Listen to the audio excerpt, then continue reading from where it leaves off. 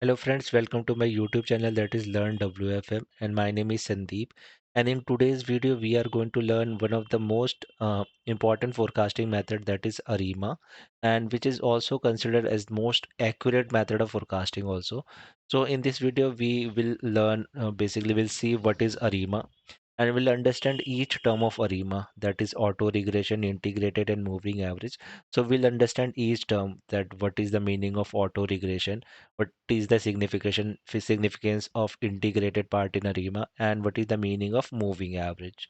Alright, so we basically understand each term with an example. Alright, and we'll see why ARIMA is mostly considered for forecasting in WFM. Alright, and for template of this video, please check the link in the description below. Alright, so let's start.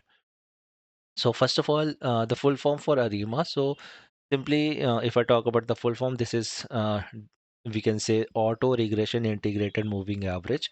And if I talk about the definition for ARIMA, that is ARIMA is a time series forecasting method that predicts future values using the past observations, trends removed through differencing and correction of past forecast errors. All right, so it's basically a time series forecasting methods that predict future values with the past observation. All right, so we basically have we predict the future value using the past values. All right, so by this definition, you might not be able to understand the meaning of differencing and the forecast error, but in later part of this video, I'll explain the integrated and moving average part of ARIMA. So then you will able to understand the meaning of this differencing and the what is the meaning of this forecast error. All right. So let's move on. So first of all, see how we denote it. So what is basically the notation of ARIMA? So it is basically denoted by ARIMA in a bracket PDQ. All right. So P is basically the number of autoregressive terms, D is number of differences, and Q is number of moving average terms. All right. So we'll see all these things in detail also in upcoming part of this video. All right. So let's start with the auto regression part of ARIMA first. So what is the meaning of auto regression? So auto regression basically, in auto regression, basically we uses the past values to forecast the future values. Alright, so it is basically denoted by AR in a bracket P, where P means the number of past period. And if I talk about the formula, how we can just display the formula for auto regression. This is basically the future forecast value, that is volume, or for you can say the value also. So this is basically equals to constant plus weighted sum of past volumes. All right, and if I talk about in formula, so this is basically denoted by Vt equals to C plus phi 1 Vt minus 1. All right, so Vt is basically the forecasted volume, Vt minus 1 is the last period volume, C is basically the constant or the baseline demand, and phi 1 is basically the AR coefficient or the impact of last period. We'll see all these things in detail also. All right, so moving on. So let's understand this equation with this formula with an equation. So we have already seen the formula for auto regression, that is Vt equals to C plus 5 and Vt minus 1, where Vt minus 1 was the last predicted volume. C is basically the constant and phi 1 is basically the AR coefficient. Alright, so this is basically a linear equation, so I can convert into a line equation. So you may aware of the what is the line equation. Basically, it is denoted in this way, that is y is equal to c plus mx, where m is basically the slope and c is basically the intercept. So basically, I'll try to interpret both these equations. So here x is basically vt minus 1, m is basically phi 1, this is basically slope, and this c intercept is basically this constant c. All right. So now we'll try to calculate the future volume with an example. Right? Suppose we have the volume, like this is like actual volume for, we have the volume for Jan, Feb, March, April, and we'll have to calculate the future volume for the month of May. Suppose in the month of January, I received volume that is 1000. In February, I received the volume that is 1100. In March, received the volume that is 1050. And in April, I received the volume that is 1120. All right. So these are all hypothetical number. As you also know that in a month, if I talk about any campaign in WFM, we receive like 30,000, 40,000, these type of volumes. So these are like just hypothetical numbers just to explain the things like in a easier way, right? So these are my actual volume, and now I'll have to predict the volume for the month of May. Right. So first of all, I'll have to calculate the lag values. All right. So how I can get the lag values? To get the lag values, what I have to do? I have to just simply copy paste this value over here. So what does that mean? So basically, it according to AR model, it says that in January you receive the volume of 1000, but it might be possibility that in February you may have got like this volume like 1000, which basically I received in the previous month. Similarly, I in March I could have received 1100 calls, which is I received in February, and likewise in April I received the volume of March in May. So this way we will basically calculate the lag values. All right. So now I'll calculate the slope and intercept now, and we have the equation this for auto regression part. So we'll have to calculate the future volume that is VT. So what I'll have to do, I'll have to remove this the January month data, because for January month data I do not have any lag value, right? And for the month of May also I'll have to remove this. So we have these value, and I'll have to calculate the volume for the month of May. Right. So for how I can calculate uh, this May volume. So first of all, I'll have to calculate the slope, right? So for slope, we have like inbuilt function. Whenever I write slope in a bracket. So now I'll have to put the y values. This is my actual volume, and the x values, which is my the lag values. Right. So this is my slope basically. So slope I got that is minus zero point 0.5. So now how I calculate the intercept. So for intercept, again the y values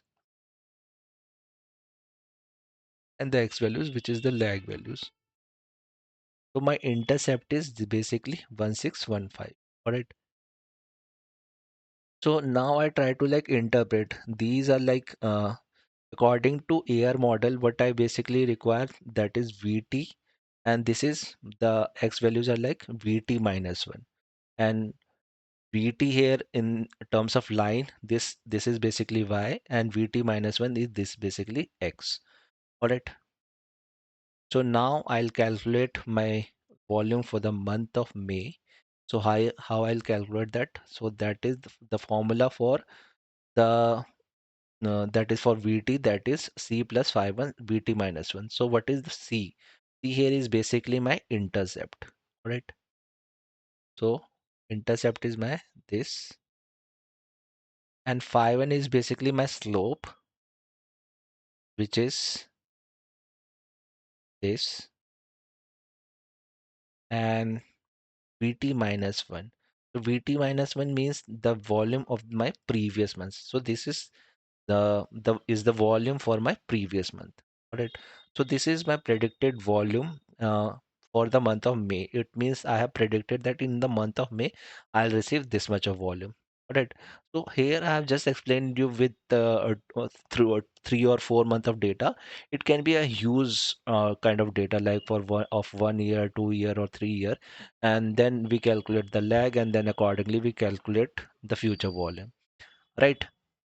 So we can have numerous numbers or numerous data also to calculate the future volume. All right. So this is the volume using only auto regression part of ARIMA. All right. Just I wanted to explain each term first. So this is how I calculated the volume using the auto regression part of ARIMA only. Right. So now let's understand what is the meaning of intercept or slope. So basically, what is intercept? Intercept is basically it is the base value or the base demand. So here I have the intercept of 1615. It means that my forecast value will rotate around this value. All right. And what is meaning of slope? The slope is basically the impact of last predicted value. So let's try to understand this. Suppose this is my equation for line, that is y is equal to c plus mx. And if I suppose if just I'm taking an example that if I consider intercept as 0, then y will become equals to mx, y equals to mx. Then what will be my slope? Slope will be y by x, which is current value divided by last value. And in if I talk about this example, this is basically equals to minus zero point 0.5. All right. So if I just equate this, so my current value will be equals to minus zero point 0.5 into last value. It means my current value has minus 50% impact of last value. All right. So this is basically my coefficient. Here I'm saying this is my slope, but in if I talk about my in terms of my auto regression model, this is basically my ER coefficient, right? So I hope you have got some idea about what is in slope or intercept. All right. So how we interpreted this AR model equation into a line equation. All right. So this is how we calculate the future volume using the auto regression part of ARIMA. Right. So moving on, let's see what is the significance of integrated part of ARIMA. So what basically does the integrated part of ARIMA? So it basically removes trend by differencing the forecast change, which are then added back to predict the future volume. All right, we'll try to understand this with an example. Right, suppose in January I receive the volume that is 1000. In February, I received the volume that is 950, and in March, I received the volume that is 1050, and in April, I receive the volume that is 1120. But again, these are like hypothetical numbers, as we know that we generally receive higher volume like 30, 40,000. All right. So how I'll calculate the variance. So suppose I have predicted that I'll receive 1,000 calls every month. All right. But in actual, I receive 1,000 call in January, 950 calls in February, and then likewise. All right. So what is the variance? So how I'll calculate the variance? For calculating the variance, I just subtract it from the actual volume with this predicted volume. Right. I'll just log this. So this is my variance. All right. All right. So in February, I predicted 1,000 calls, but in actual, I received 950 calls. So the variance is minus 50. And in March, I received the volume that is 1,050, and I have predicted 1,000 calls. So I receive higher volume. And same in April also, I receive higher volume that is 120 calls. All right. So if I see this data that is 1,950, 1,050, so there's like no trend. So in mathematical term, we'll see if the values varies like this, we see there's no trend, right? So uh, that means now this is basically there's no trend and we call this data as non-stationary, right? So as we they because they like no trend, so we call it like non-stationary in mathematical terms, all right? Now I'll apply the first differencing. You see what is like basically what is first differencing. So for I'll have to calculate the delta t. So what is the formula for delta t? So delta t, sorry, delta Vt equals to Vt minus Vt minus 1. Right. So I'll show you with the example. Suppose these are my actual volume, right? Now I'll calculate the delta V. So how I'll calculate the delta V? So this is my volume and this is my previous volume. What that is Vt minus 1. Right. So this is my sorry, this is my delta Vt, right? Okay. All right. So now you can see the volume, basically the delta V varies like minus 50, or in, if I talk in positives, so this is like plus 70 or 70. So it means that my data now oscillates around zero. Alright. So alright, so it means that I made the data stationary. Alright, so either, so whatever the volume I predict in future, it can go up, it can go down by minus 50, or it can go up by 100 or plus 70 likewise. Right, so it means that I have made the data stationary. Alright, now I'll calculate the future change. What is the future change? So it basically the average of past change.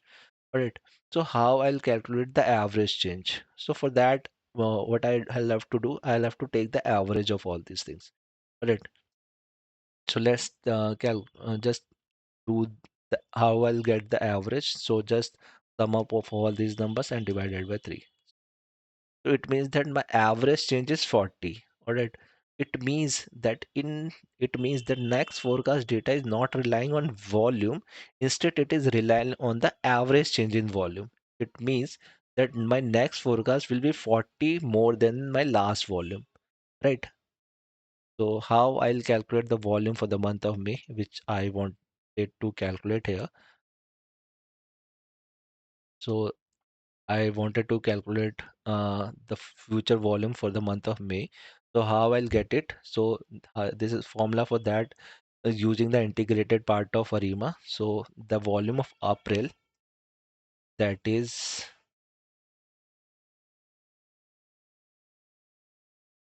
this 1120, and the change, delta change in May, that is 40. Right. So what I got, that is 1160. It means that I have predicted that in the month of May, using the integrated part, I'll receive this much of volume. All right. So this is basically the meaning of integrated part of ARIMA. So the motive of this method just to make the non-stationary data into stationary. All right. So what that integrated mean in ARIMA? So it basically means the differencing the data to remove trend. Alright. So here I have difference the data only one time. I could have done it by like two time or three time also. But in WFM generally we do it by only one time. Alright. So in WFM, instead of forecasting raw call volume, we forecast the change in volume. Right. Alright. So why basically in why WFM data needs integration, right? So why we basically do this integration, or you can say the differencing thing, because there's like no pattern of volume. Somewhere we see that volume is like so high, somewhere we see that volume has gone down. So what is the reason of this like a random pattern? Yeah, this is basically due to like maybe like business expansion. So we see that volume are going higher on every month. This can be also, we can see there's like decline due to automation. Suppose there's like campaign where we have um, embedded with automation now, so we can see that decline in the volume. And also we have like, if we want to calculate for the long term, so in long term we somewhere we see spikes, somewhere we see the downfall. So for that also we need to like do the integration just to make the data stationary. All right, let's try to understand with with a graph. So in the previous example also, as you have seen that delta change in February was minus 50, and in March that is plus 100, and in April the delta change was 70. All right. So if I try to make a graph, so this is my base value. 0 is my base value. So whatever the volume I predict in future, that will can go down by minus 50, or can go up by 100, or it can go up by 70. All right. So this is my delta change, and just by averaging, I get the future volume. This is how I calculate the future volume. So integration method, instead of volume, we are focusing on change in volume, or which basically oscillates around baseline 0. All right. So this is basically the baseline, that is 0. All right. So I hope you must got the meaning of integrated part of ARIMA. All right. So using the integrated part of ARIMA, I calculated that this is how I we calculate basically we calculate the future volume, right? So now moving on to the moving average part of ARIMA basically. So what that does that mean? So in ARIMA, moving average doesn't mean that simply average of past volume. Right. So it basically check the impact of forecast errors on current value. So basically, you'll get to know about this like in upcoming part within when I'll explain it with an example. So you'll get to know what is the why I've used the term like error, forecast error. All right. So we'll see when I'll explain with an example. So first of all, we'll see uh, why we see this like spike or the low volume. So there's like other reason also. It can be because of like somewhere in WFM you have also seen in some campaign that in real time you might have observed that there is sudden outage, there's like system issue. So in that scenario, what we will do, we just call the client and we say the client that just divert this call to some other business partner. All right. So they like scenario where we on some day we see that we receive lesser volume. All right. So suppose on a particular day, I'm seeing that I receive this much of volume, like very low volume, right? And when I forecast in future for that particular day, we see that why we receive that low volume, but uh, in on a normal day, I am receiving like higher volume. So it may because of like sudden outage. So what Arima does that basically Arima removes that time of fluctuation, correct? That is because of outage or system issue, or there's like some spike, or suppose they're like holidays like Christmas days or the UK holidays or the US holidays. So there may be like a drop of volume. So these ARIMA counter all those errors. So these all these things basically cause errors. So moving average helps to correct all those errors. All right, moving average or the all the other part of RIMA also like auto regression or the integrated or the moving average, all these help to just remove these all these kind of errors. All right. So moving on. So if I talk about what is the equation of moving average, so moving average basically denoted by MA or in a bracket Q. Right. And the formula for moving average was or the equation for moving average is Vt equals to mu plus epsilon t plus theta epsilon t minus 1. Alright. So with this Vt is basically my future volume, mu is basically my average volume, epsilon t is basically my current error, epsilon t minus 1 is basically my last period forecast error, and theta is basically my MA coefficient. Alright. And the generally Q is equals to 1 in most of the WFM campaign. All right. So let's understand it with an example so we'll get to know that this definition in more clear way. All right. So suppose I'm taking an example. These are like again some months like January, February, March, April, and May. And these are like volume. So I'm just again taking some hypothetical numbers. So in January, I receive volume that is 1,000. In February, I received volume that is 1,100. In March, I received 1,050 calls, and in April, 1,020, and in May, I receive 1,080. All right. So these are the actual volume which I receive in these months, and I'll have to calculate the future volume for the month of June, right? So first of all, I'll have to calculate the mu, which is like average volume. So how I can get the average volume? So this is average is like 1070. So it means that my average, I what I got that is 1070 calls, 1070 calls. All right. Now I'll calculate my forecast errors. All right. So how I'll calculate this? These are my actual volume, and according to moving average, this basically consider this average volume as the forecast, just for the calculation purpose. So this is my forecast. And what will be my error now? So how I'll calculate the error, that is epsilon t. For that, what I'll have to do, 1000 minus this 70. So these are my error. These are my current errors. Right. So according to this method, I had forecasted this volume, but I received this I forecasted this, but I received this in the month of January, and likewise. All right. So these are like my current errors. So this is basically I have used the formula. So I'll just value paste. So here we have the numbers now, and how I'll get the lag error. So this is how I get the lag error.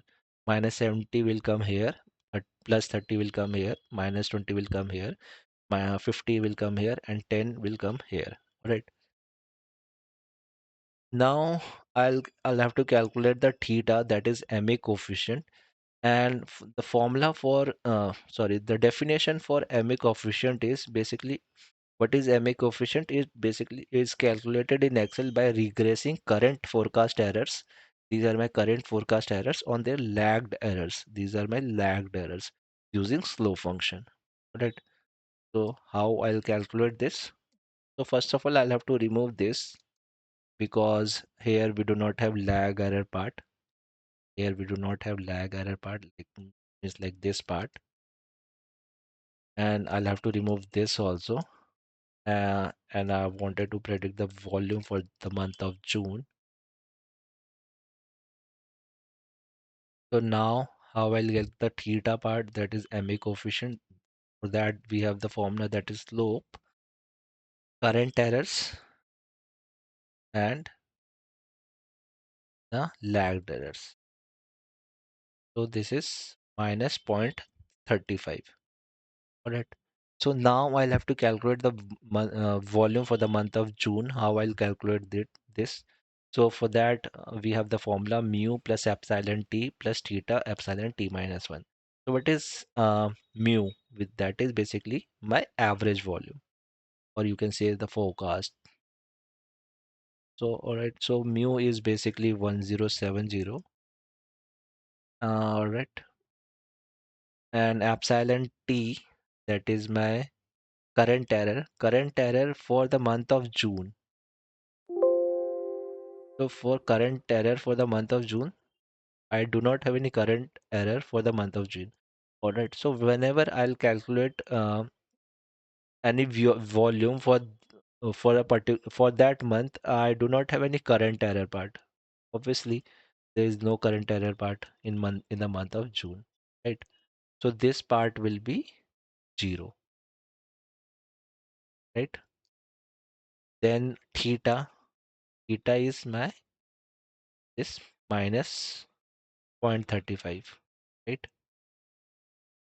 And then epsilon t minus 1, this means that my lagged error for all right. So I'm calculating the volume for the month of June. So my what will be my previous error part, that will be this for the month of May, right? So I calculated that in the month of June, using moving average part of ARIMA, I'll get this volume. All right. So if I talk about ARIMA, and if I use only moving average part of ARIMA, and I want to calculate the future volume, this is how I'll calculate the future volume. Right. So in this method, we are just using the two error part to calculate the volume for the future month. Right. So this is how we calculate the volume, using the moving average part of ARIMA.